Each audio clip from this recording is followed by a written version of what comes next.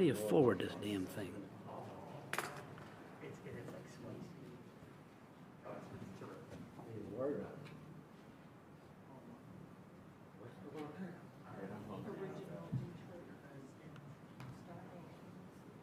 I haven't heard anything. Good evening. It is now 6:41. It's time to convene the Broadband Committee. I'd like to call to order.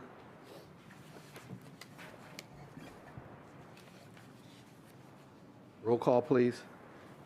Chairman Kirkwood, Present. Alderman Newsom, Present.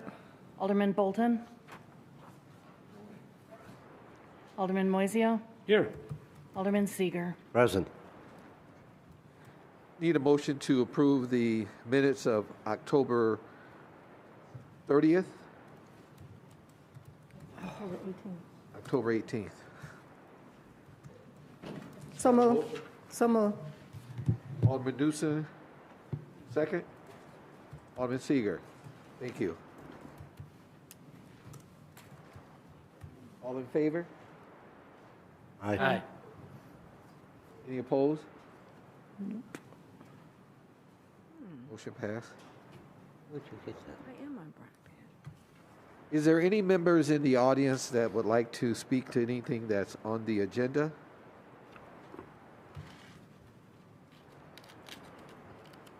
Seeing none?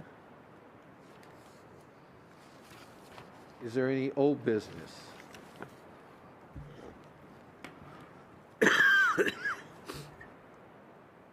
Seeing none, new business?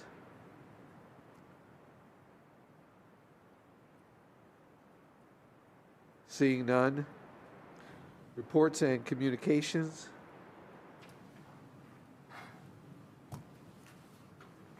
Seeing none, at this time, Item B. for the reports and communications, we're going to have an update on the Broadband Task Force from Peggy Talbot and Ann Durrott. So at this time, we'll put our attention to the screen. Thank you. I'm Peggy Talbot, and I am joined here tonight by Ann Durrott. First, I want to thank you all for letting us take a little bit of your time tonight to update you on the work of the Waukegan Community Broadband Task Force and Connect Waukegan, the initiative of that group. First, just to kind of let you know, some of you I know and have met before, others this may be a first-time meeting. I'm not lucky enough to be a resident here in Waukegan, but have spent the last 10 years volunteering here. I was one of the individuals who, with Ann and several others, was responsible for starting Beacon Place, a community center here just south of Belvedere. So through that time, I've really had a chance to get to know the residents who live in this community, the other organizations that make it thrive, and some of you all who are the leaders who are working to bring it forward into the future. So thank you for letting us come here tonight. Ann's my left-hand man here, so to speak, on technology. We did leave you with a little packet of information. You're going to get it electronically as well. I'm going to go through some of these slides kind of quickly, but there's a lot of information there for you to refer back to. What we wanted to do was leave you with a document that you could use as a reference point, share with those in your networks or in your staff that you work with, that might answer some questions both about what we're doing, where we've been, where we're going, and about some of the infrastructure benefit programs that will be coming down the pike that you might want to be aware of. So first, just kind of, as we recap our goal, really as a task force, what we let out with was an effort to really look at solutions that meet everyone's goal. We wanted to imagine a future where everyone in Waukegan, whether you're a resident, a business, an institution, or an organization, has connectivity that allows you to live your life successfully in the 21st century in a way that there's no obstacles, no barriers, just access to opportunity, because that's what connection provides. Why do we care about broadband? I cannot tell you how many times people say to me, why do I care about broadband, or why should we care about it in general? And I think first of all, I'll let you know I'm not a technology person. So what I've learned through this process. But the reason I think we need to care is because it is, the fact that our future depends on it. We start to refer to broadband as the fourth utility. And in many ways, we have become dependent on it in our daily life. However, I give you an example.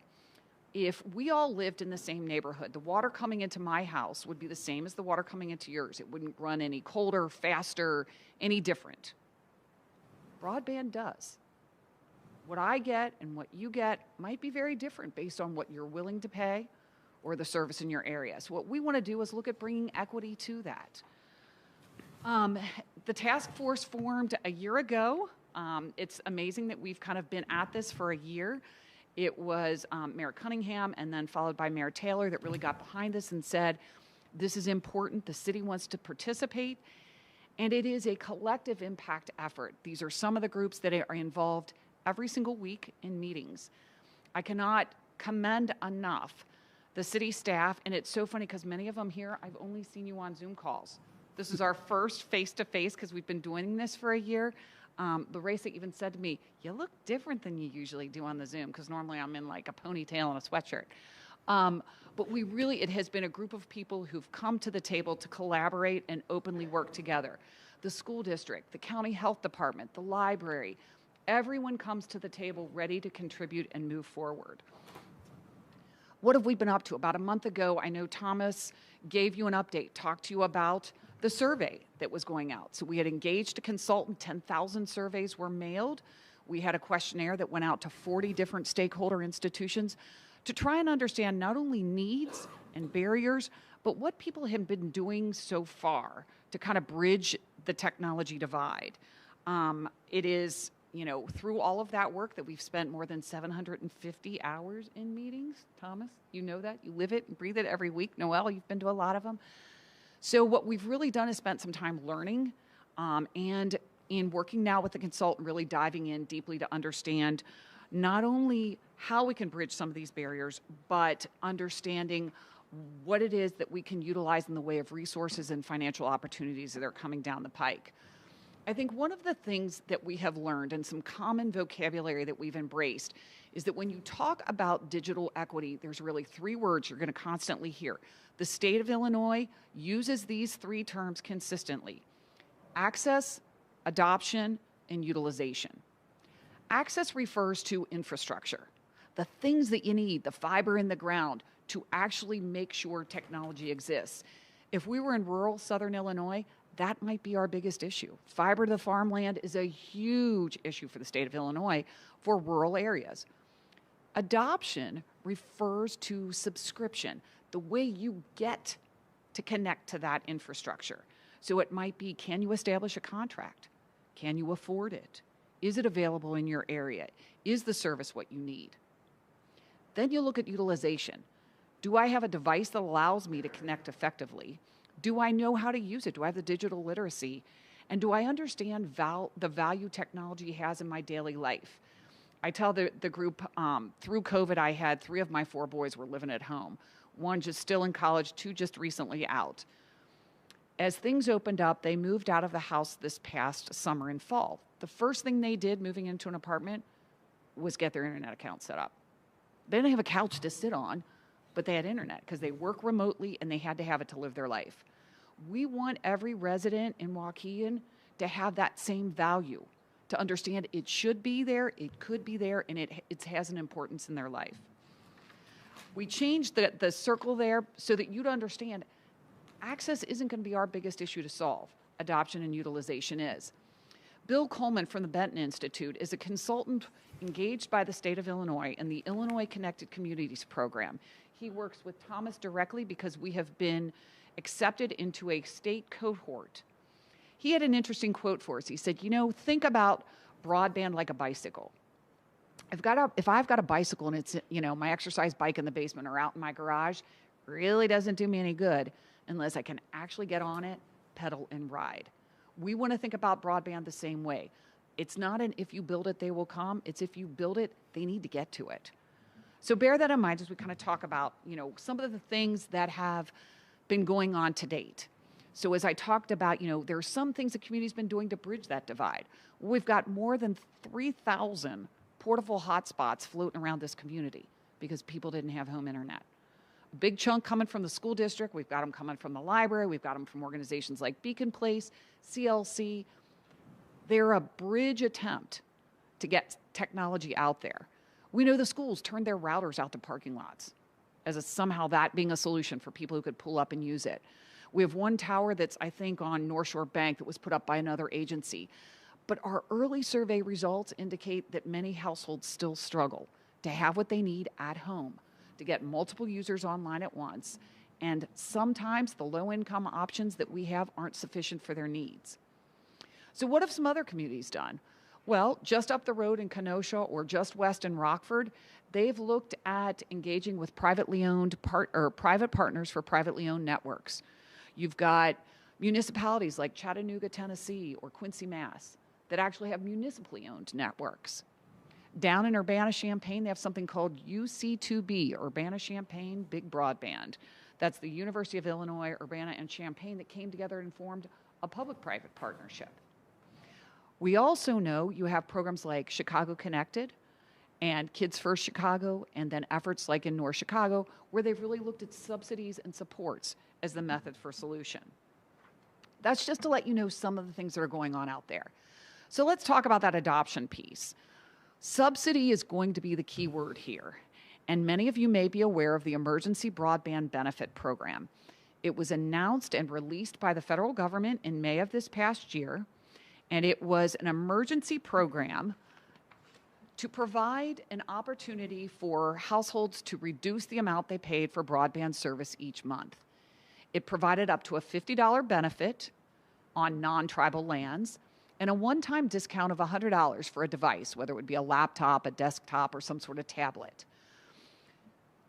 It was aiming really to help families connect for education, telehealth, and all of the things that they needed for their daily life. Eligibility, it was based on a number of factors.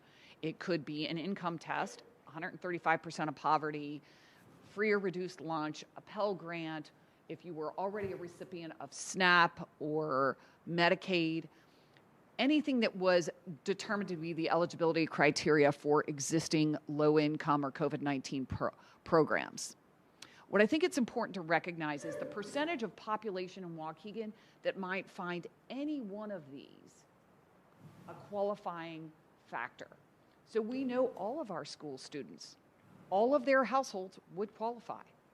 All of your seniors who rely on Medicaid would qualify. All of your college students attending CLC or anywhere else that use a Pell Grant, their households would apply. So when you look at that, the percentage of the total community that could participate in a benefit like this, we believe, and it's tough to exactly estimate, but is upwards of 65% or more. There are 3 easy ways that people can apply. They can go online. Of course, that means that they've probably got a way to connect. They can phone, or they can mail in an application. When they do that, I think it's important for you all to understand there's 2 steps to the process. The first is to verify that you qualify, and that's through a USAC portal, and then you enroll with your provider. Now, it's important to note, this program was released in May and was originally intended to continue until the funds ran out or 6 months after the emergency state of COVID was declared over. Well, the infrastructure bill that was passed just a few weeks ago changed all that. Now it sundowns on December 31st and is replaced by the Affordable Connectivity Program. So now we'll talk to you a little bit about what's different about those. So first of all, this actually just shows you as a reminder, these are all the different buckets of funding in the infrastructure bill related to broadband. The 2 on the left side are the 2 biggest buckets and the 2 buckets that Waukegan will be most likely to dip into. Those related to the Affordable Connectivity Program and those that will be funding programs that create expanding broadband deployment in underserved areas. So what changes from what we call EBB to ACP?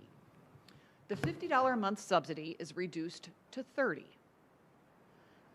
Residents already enrolled in the EBB by the end of the year will continue to get that $50 for 2 more months. So they will switch on March 1st. There are 2 changes in qualifiers. Previously in EBB, because it was an emergency program, if you could demonstrate that you had a significant loss of income related to COVID, that was something you could use to qualify. They also had an income test of 135% of poverty. Those 2 things have changed. The first one goes away completely since it's a non-emergency funded program. The second one is to the benefit of the consumer. Now all those households at 200% of poverty are eligible. If I looked at the statistics from the census that indicated, I think the median income here in Waukegan is right now, I think the last census was around 49,000. Well, for a family of 4, 200% of poverty is almost 53. So you're going to have a lot of families who can qualify. All those other things, free or reduced lunch, Pell Grant, Medicare, SNAP, Lifeline, they all continue to be qualifying elements. Now, just to help you kind of because I think one of the jobs that is probably, or the elements of your job that is probably the most difficult is, how do I stay up to date on all the stuff that's going on? And here's this crazy lady talking about broadband, and how do I keep track of all of that? So I just want you to understand that in this program, it's important to recognize this is a benefit paid to the provider. So it's going to Comcast or AT&T or T-Mobile. It's not a financial benefit to the household. It just reduces their bill. It is an opt-in program, so residents have to take action. It's not an automatic. You gotta opt in. They can only be applied once per household. Oh, okay, sorry. He said make sure I'm staying in the mic. The resident applying for the benefit has to be the same person whose account is or will be on the service provider account. The residents who may not have a Social Security number still qualify for this. It might take another additional step or 2 for verification, but they do qualify. The benefits can be combined with Lifeline, which is a benefit that perhaps maybe they use on their cell phone. They can use this for their home internet. Residents are eligible even if they have a past due bill with a provider. What else would we want to make you aware of? Well, when Ann and I have been doing some work here in the community, we actually were going around visiting some of the low-income housing developments, and we noticed in one of the apartment complexes a flyer for something called Equity Tech. Free phones, free internet, free tablets. So we called and said, hey, we want to know more. Met with the guy, and we just want you to be aware. Those companies are in this space relying on EBB or ACP to fund these devices and free internet they're providing. And maybe if I give an example, it'll help articulate it. We had a family at Beacon Place who had applied for EBB and was using it to pay their internet bill at home through Comcast. Saw the person with the free tablets in the lobby and said, great, I'll take one of those. What they didn't realize when that person enrolled them on the spot, it pulled their EBB benefit over to this new account. So now they have a device with free internet, but their bill at Comcast is back to where it was. And they're like, well, wait, that's not really what I wanted. So then they had to call Comcast, pull the benefit back over there. Now they've got a tablet that only has internet when they can use it at home.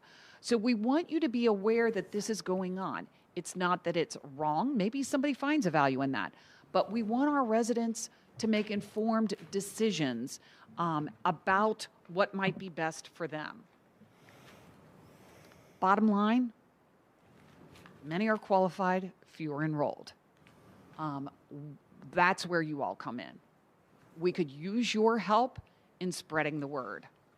So in this, you'll see in your hard copy, and I know you're going to get this deck electronically as well, so you'll be able to click on these links.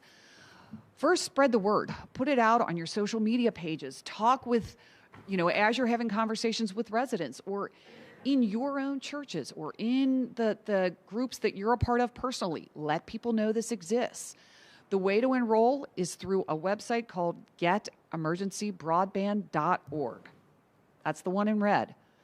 If you want all kinds of resources are available in English and Spanish, and that's at the Broadband Benefit Outreach Toolkit. Encourage residents to come to upcoming sign-up events. There's a flyer in the back of your folder for an event this Saturday at Whittier Elementary. The school district has a program where they're using and sharing information about LIHEAP. They have a computer program that you can sign up to get a device, and we're going to be there passing out information about EBB/ACP. Schedule a speaker. Ann or I, or one of the other members of the task force, Thomas has spoken to you before. We're happy to come out and spend more time. We know the more we get the word out, the more it can help the residents of this community. And then follow us on Facebook and Instagram. We've done a couple of events so far. We were at Cristo Rey at one of their food handouts. We were at a library event recently. We're going to be at Beacon Place this weekend and at Whittier Elementary this weekend. So we are out and about trying to get the word out.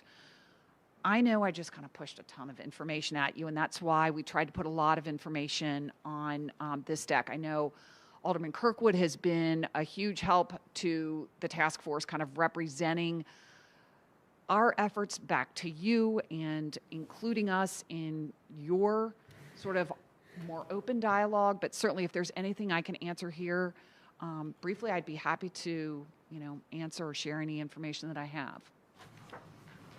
No question. Sure.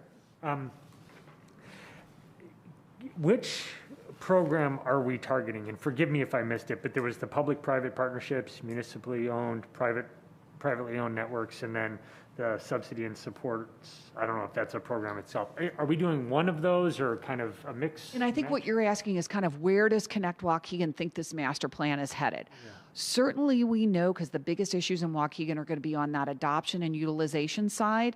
We know subsidies and support programs like that are going to be really important.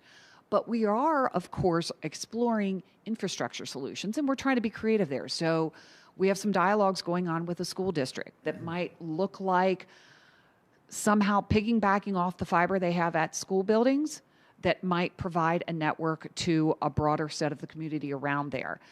As I said, there was one tower that was put up in one location earlier in 20. So we're right now kind of exploring some of those solutions. What I offered as, here's some of the things other people are doing, was just to give you a sense that there are lots of different things going on and ways we can accomplish this.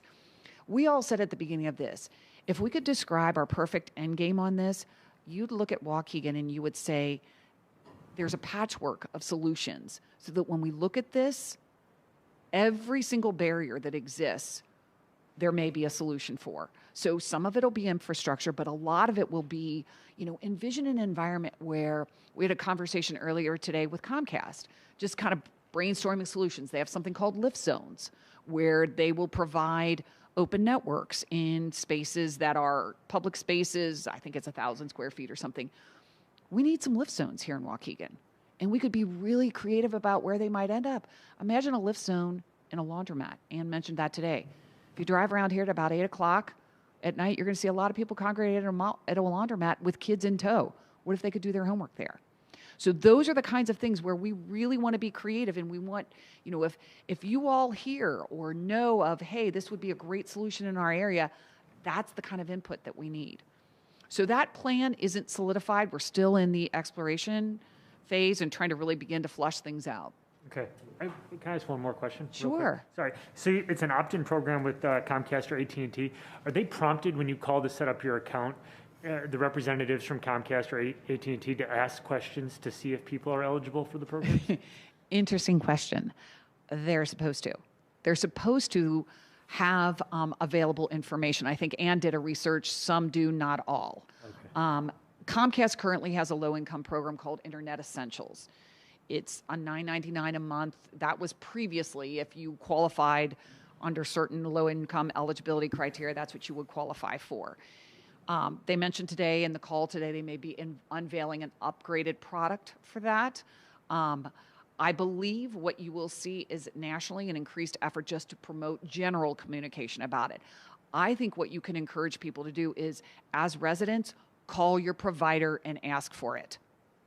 So again, I think this is going to be a resident-initiated or household-initiated effort. Yeah, it just seems like the greatest source of the information might come from the people that are creating the profiles for the customers, and that if they ask those questions, so if we didn't have a way of getting the word out, or you couldn't market it to everybody, that, when you actually call the provider. Right. And I think we would like to see that happening. I think it's inconsistent, and I would also be very quick to point out, ACP was just announced a few weeks ago. They have a public comment period that expires on Wednesday, so we're submitting a lot of comments. They do not have this completely fleshed out yet, but we've talked to, 4 different people at the FCC.